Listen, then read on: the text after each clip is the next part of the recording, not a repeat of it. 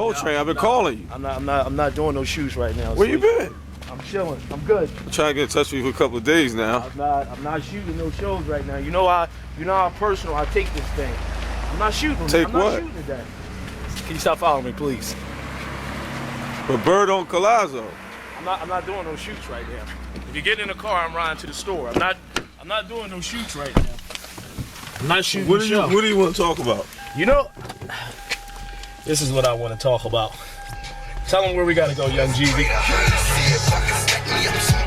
I need a vacation. Hey, don't slide, please. Don't crash. I'm not gonna crash, but you know, right now, you know how personal I take this thing, man.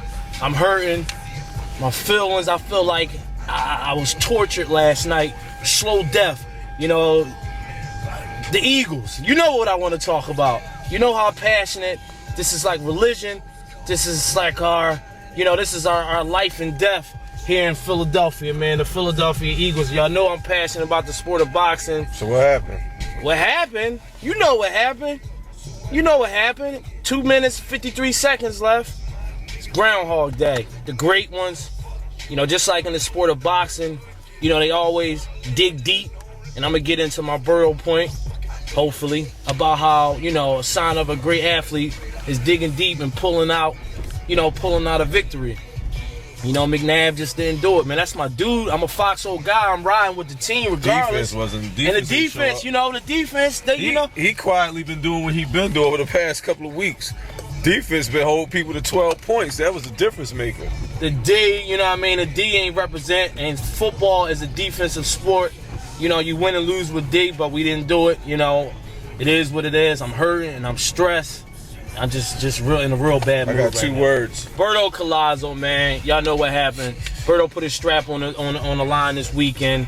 You know, it was a fight that we all picked Berto to win, although, you know, y'all didn't see the film. Apologize for that. But, you know, Collazo came out, dropped Berto with a jab. You know, a lot of times when Berto get dropped is because he off balance and his feet work is always in a bad position. So it's not that he's hurt a lot or that he has a suspect chin. I just think his feet work is always in the wrong place. So, you know, Collazo dropped him. You know, Berto. I'd have spent out right there. Berto weathered the storm. I mean, you know, he came back. You know, Collazo was winning the inside fight, which was shocking to me because I always dubbed Collazo as a boxer type of fighter that can fight from the outside and use his good boxing abilities, not a fighter that likes to fight inside like that. But, you know, he had Berto fighting inside. You know, he was winning the fight inside. You know, Berto was the faster fighter. But I'll tell you one thing, Berto pop, although we know Collazo don't have no pop, but Berto pop don't look like he looked like he didn't have a lot of pop. Collazo actually looked like a junior middleweight, and Berto looked like a junior welterweight. So let's play devil's advocate. You put Berto in the ring with somebody who could crack, which they've been notoriously ducking anybody. Well, to their credit, they already said they're not fighting no giants. You know, one thing about... When did that start becoming commonplace in the boxing arena where you just outwardly duck people? It's a business. This is a weight class. It's not about height. Because it's about, you know, boxing has become like, you know, the stock market. So, you know? you invest high or you invest low, you know, however the terminology goes. So when George Foreman was a heavyweight champion and Joe Frazier wanted to fight him, he didn't care that he was about 6 inches shorter than him? No, because back then during that boxing, you know, you just got what you can get.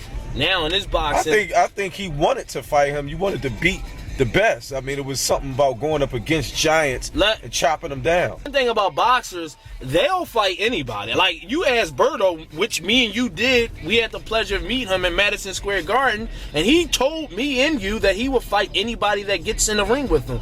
Unfortunately, Berto's don't sign his own checks. So the person that's signing his checks, they're carefully moving him along, making sure he gets winnable fights.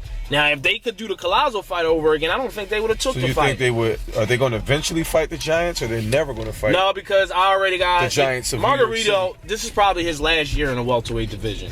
Now everybody's moving up. You see, Kermit Cintron is moving up to fight Sergio Martinez in March. So, back to the Berto fight. You know, let me get back to the. I hope he doesn't think that fight is sweet. No, he's gonna lose. But Berto, you know, Collazo took the last, well, I don't know if he took the last few rounds. Like he got a little gas. Berto weathered the storm down the stretch. And the 12th round, once again, Sleep, we had this debate in my kitchen, me, you, Big Spoon, about fighters taking the 12th round off. You know, you felt you was really strong on your point about Winky should have got the 9. I disagreed because Winky took the 12th off. Well, the same thing happened in the Collazo fight on Saturday. He took the 12th round off, whether it was due to conditioning, if he got gas, whatever. Berto trashed him in the 12th round, and you know and I know, when you win the 12th round, a la De La Hoya, Ike Corte, most of the times you're going to get the nod. Corte got the decision. So, props to Berto. I know y'all think it was a controversial decision, but hey, he won the 12th, and, you know, we'll see what happens. You know, Collazo proved that he's a tough guy, and he proved why people avoid fighting him. But, you know, once again, he's 0-3 in big fights. That's all people are going to remember. So, what's next for Berto? I don't know. I know we got Shane Mosley and Margarito next Saturday, so let's get into that. You want to get into that? Yeah, why not? All right. GYGB, shout out to Big Mike Ride or Die. Doc, sleep behind the 1s and 2s. It's snowing, the Eagles lost, and I'm pissed off right now. You're in West Philadelphia, literally. Philadelphia. Let's go by Will Smith's old house real quick. Okay, that's right over there. All right. Do you know the address? We'll go past that. I'm just real irritable right now. Okay, That's why I'm not looking in the camera. Margarito Cotto, I call this the funeral for my dear beloved and one of my favorite fighters of the 90s, Shane Mosley. I think this is a horrible matchup for him. I don't feed into people acting like this is going to be a super competitive fight. I think what's going to kill Shane, and what I do think is going to end his career, is the fact that people got to keep in mind this is not the Shane Mosley from 2099. Shane is a one-punch knockout artist. He's reminiscent of one of my favorite fighters, Iron Mike Tyson. I can't see. Okay, so I don't want to crash. all right. Yeah. Oh, looks like we have a little bit of battery left. Iron Mike Tyson, you know, these punches, you know, the last thing to go is that pop. That's something you can't teach. So there's no more head movement from Shane. He rarely throws a jab. He doesn't throw combinations to set anything up. He just throws bombs down the pipe. So, you know, I think he's tailor-made for a Margarito who's going to eat a lot of those things early. It's going to walk him down. Take nothing from Shane. Shane is going to be there, and Shane is a warrior, and that's to his detriment. So I think he's going to get into some wars. We're going to see some shots to the body. He's going to start slowing him down. It's going to be a very painful experience for him. He's not going to quit. He's not going to get knocked out, but hopefully his corner is smart enough to stop the fight, because if they don't, I think it could have possible complications with his life, this type of fight. I think this is a horrible fight for him, and I just don't think this is the type of fight that should have been made for him in his career.